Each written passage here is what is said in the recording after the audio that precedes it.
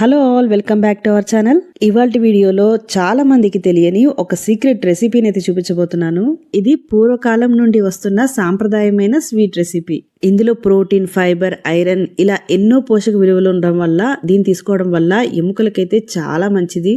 ముఖ్యంగా తమిళనాడు సైడ్ అయితే మెచ్యూర్ అయిన ఆడపిల్లలకైతే దీని ఫుడ్ లో ఖచ్చితంగా ఇంక్లూడ్ చేస్తారు. ఇంటిల్లిపాది తీసుకోవాల్సిన ఒక హెల్దీ రెసిపీ ఇది. మరి ఇది ఎలా తయారు చేయాలో చూసేద్దాం పదండి.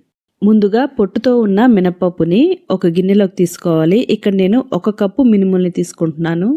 తర్వాత ఇందులో నీళ్లు పోసుకొని డస్ట్ అంతా పోయేంత వరకు కూడా ఒక 2 to 3 టైమ్స్ దీన్ని శుభ్రంగా కడిగేసుకోవాలి. ఇలా కడిగిన పప్పుని ఒక స్ట్రైనర్లో వేసుకొని నీళ్ళంతా పోయేలాగా పెట్టుకొని తర్వాత ఒక క్లాత్ మీద శుభ్రంగా ఆరనివ్వాలి.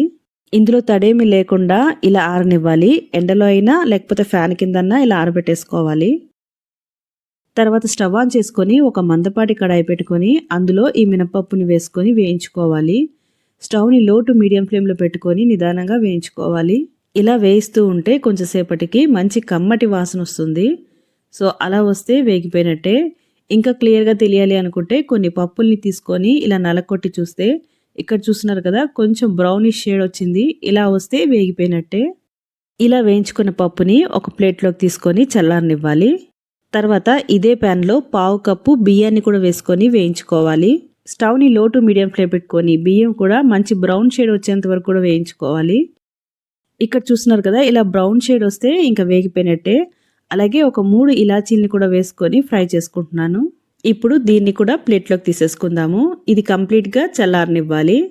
ఇలా ఫ్యాన్ గాలికి కొంచెం సేపు పెడితే చల్లారిపోతుంది. సో కంప్లీట్గా చల్లారిపోయిన తర్వాతే గ్రైండ్ చేసుకోవాలి. ఒక పొడిగా ఉన్న మిక్సీ జార్లో వీటిని ట్రాన్స్ఫర్ చేసుకుందాము. ఇప్పుడు దీన్ని మెత్తగా గ్రైండ్ చేసుకుందాము. ఇది బాగా ఫైన్ పౌడర్లా గ్రైండ్ చేసుకోవాలన్నమాట. సో మధ్య మధ్యలో ఒకసారి కలిపేసుకొని మళ్ళీ గ్రైండ్ చేసుకుంటే మంచి స్మూత్ పౌడర్ అయితే మనకి రెడీ అయిపోతుంది. ఇలా గ్రైండ్ చేసుకున్న పౌడర్ని ఒక ఎయిర్ టైట్ కంటైనర్లో పెట్టుకొని మనము ఒక 1 month వరకు కూడా స్టోర్ చేసుకొని ఎప్పుడు కావాలంటే అప్పుడు ప్రిపేర్ చేసుకోవచ్చు. నేనైతే ఇప్పుడు స్వీట్ రెసిపీ చేయడం కోసము 1 గ్లాస్ పౌడర్ని యూస్ చేస్తున్నాను. ఇక్కడ నేను ప్రిపేర్ చేసుకున్న పౌడర్ని 1 గ్లాస్ తీసుకున్నాను. అలాగే అదే గ్లాస్తో బెల్లం కొలతను కూడా చూపిస్తున్నాను చూడండి. 1.5 కప్పుల వరకు బెల్లం కూడా తీసుకుంటున్నాను. తర్వాత 1 గ్లాస్ నీళ్ళని కూడా పోసుకొని ఇది స్టవ్ మీద పెట్టుకొని కరిగించుకోవాలి. ఇప్పుడు స్టవ్ ఆన్ చేసుకొని గిన్నె పెట్టుకొని ఇక్కడ జస్ట్ బెల్లం కరిగితే చాలు, పాకమేం రావాల్సిన అవసరం లేదు. సో ఇక్కడ చూస్తున్నారు కదా, బెల్లం చక్కగా కరిగిపోయింది. స్విచ్ ఆఫ్ చేసేసుకొని పక్కన పెట్టేసుకుందాము.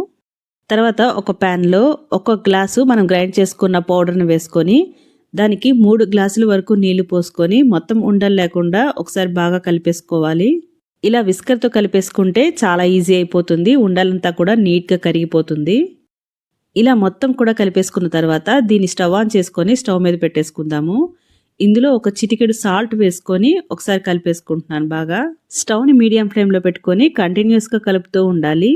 ఇలా కలుపుతూ ఉంటే పిండి మొత్తం కూడా దగ్గర పడిపోతుంది. ఇక్కడ చూస్తున్నారు కదా, కొంచెం కొంచెంగా మనకి థిక్ కన్సిస్టెన్సీ వస్తుంది.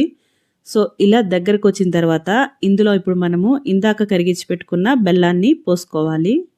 ఈ బెల్లం కరిగించిన నీళ్ళని కొంచెం కొంచెంగా యాడ్ చేసుకుంటూ కలుపుకుంటూ ఉండాలి. మొత్తం కూడా కలిసేలాగా ఇలా కంటిన్యూస్గా కలుపుతూ ఉండాలి. యాక్చువల్గా ఈ రెసిపీకి బెల్లం ప్లేస్లో తాటి బెల్లం అయితే యూస్ చేస్తారనమాట. సో నాకు తాటి బెల్లం అవైలబుల్గా లేదు. సో అందుకనే నేను నార్మల్ బెల్లం పౌడర్ అయితే యూస్ చేశాను. ఒకవేళ మీకు తాటి బెల్లం అవైలబుల్గా ఉంటే ఈ బెల్లం ప్లేస్లో తాటి బెల్లాన్ని యూస్ చేసుకోండి. ఎందుకంటే ట్రెడిషనల్గా ఇదైతే తాటి బెల్లంతోనే చేయాలి. పైన చిందుతుంది అనుకుంటే జస్ట్ దీనిపైన కాసేపు కవర్ చేసి పెడితే మనకి పైన పడకుండా ఉంటుందన్నమాట. సో కొంచెం సేపు కవర్ చేసి కుక్ చేసుకోవచ్చు. ఇక్కడ కన్సిస్టెన్సీ కొంచెం థిక్గా వచ్చింది చూసారా. ఇలా దగ్గర పడిన తర్వాత ఇందులో నూనెని యాడ్ చేసుకోవాలి. దీనికోసం నేను ఇక్కడైతే ఒక 1/2 గ్లాసు నూనెని కొద్ది కొద్దిగా యాడ్ చేసుకుంటున్నాను. ఈ నూనె నువ్వుల నూనె, గానుగులో మనకి అమ్ముతారు కదండి, ప్యూర్ సెసమీ సీడ్ ఆయిల్ అంటే పప్పు నూనె. సో అది మాత్రమే ఇందులో వాడాలి.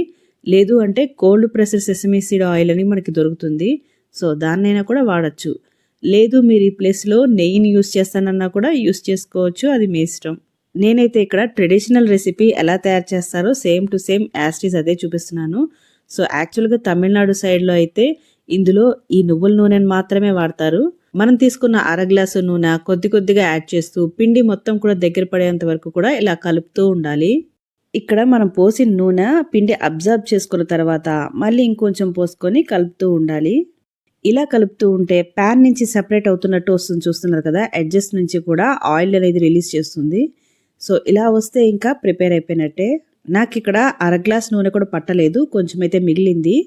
ఇలా ప్యాన్ నుంచి సెపరేట్ అయిన వెంటనే నేను ఇంకా ఆయిల్ పోయటం ఆపేశాను. ఇలా మొత్తం కూడా దగ్గర పడిపోయిందంటే ఇది పర్ఫెక్ట్ కన్సిస్టెన్సీ. మరి ఎక్కువసేపు స్టవ్ మీద ఉంచేస్తే ఇది మొత్తం దగ్గర పడిపోయి ఇంకా గట్టిగా అయిపోతుంది. సో ఈ మాత్రం జారుగా ఉన్నప్పుడే ఇంకా స్విచ్ ఆఫ్ చేసేసుకోవచ్చు. అంతేనండి, తమిళనాడు ట్రెడిషనల్ రెసిపీ అయిన ఉళుందు కలి అయితే రెడీ అయిపోయింది. తెలుగులో అయితే దీని పేరు ఏమంటారో నాకు తెలియదండి, మీకు తెలిస్తే కమెంట్ చేయండి. ముఖ్యంగా ప్రోటీన్, ఫైబర్ మరియు ఐరన్ వంటి పోషకాలు అధికంగా ఉంటాయి. సో వారంలో ఖచ్చితంగా ఒక 2 రోజులు దీన్ని ఫుడ్లో ఇంక్లూడ్ చేసుకోవడం చాలా అవసరం. మరి ఈ హెల్దీ రెసిపీ మీరు కూడా తప్పకుండా ట్రై చేసి చూడండి. మన ఛానల్లో different types of healthy recipes నేను పోస్ట్ చేశాను. మీరు కానీ ఇప్పటిదాకా చూడకపోతే ఒకసారి ఛానల్లోకి వెళ్ళి విజిట్ చేసి హెల్దీ రెసిపీస్ అండ్ ప్లేలిస్ట్లో చెక్ చేసుకోండి. మరైతే ఇలాంటి ఇంట్రెస్టింగ్ రెసిపీస్ కోసం మన ఛానల్ని సబ్స్క్రైబ్ చేసుకోండి. మరో ఇంట్రెస్టింగ్ రెసిపీతో మళ్ళీ కలుసుకుందాం. Thank you for watching. Have a nice day.